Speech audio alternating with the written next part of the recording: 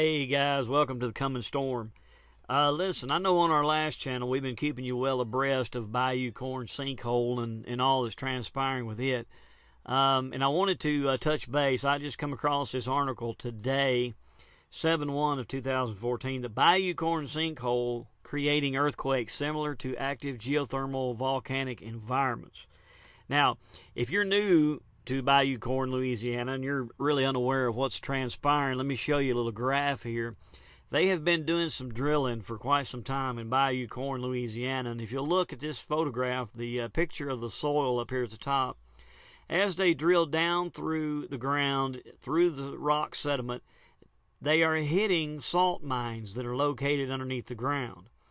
And all the swamp water that is located in this area, as they're drilling down through, the water is going down through the hole that is drilled and into these salt mines, and it is dissolving all of the salt sediment that's underneath the ground.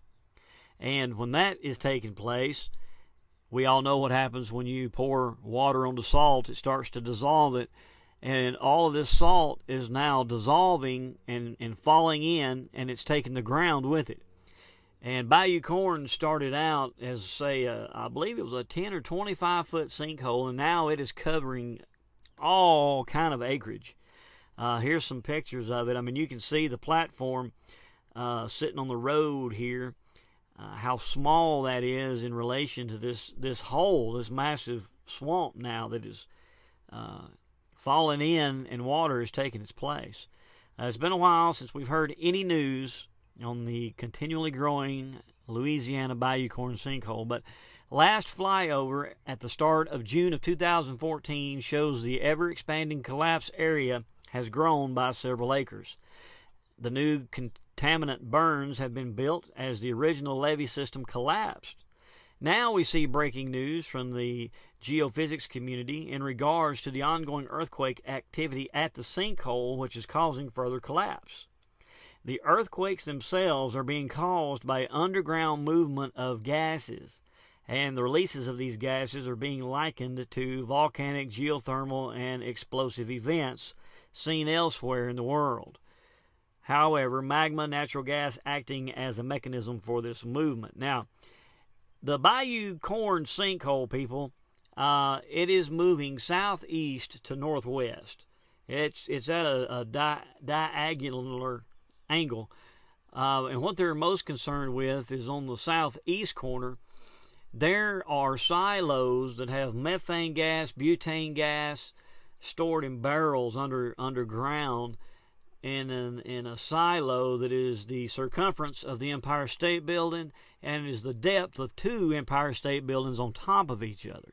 And they're concerned that this is going to collapse those silos, in turn crushing those barrels, sending all of this gas into the atmosphere. Right now, the methane gas, just the natural gas alone, is bubbling up through Bayou Corne. And they are worried about thunderstorms, lightning, something setting this off as well. They're saying that if this thing were to blow, it would be like 100 Hiroshima bombs. But the northwest corner is up toward the fault line that comes down from the New Madrid Fault. So a lot of things could transpire. This thing could actually blow, that could trigger the New Madrid Fault and actually take out all of Louisiana. If the sinkhole continues to grow, it could still affect the fault, the New Madrid Fault, probably trigger it. And now we're seeing underground seismic earthquakes, people.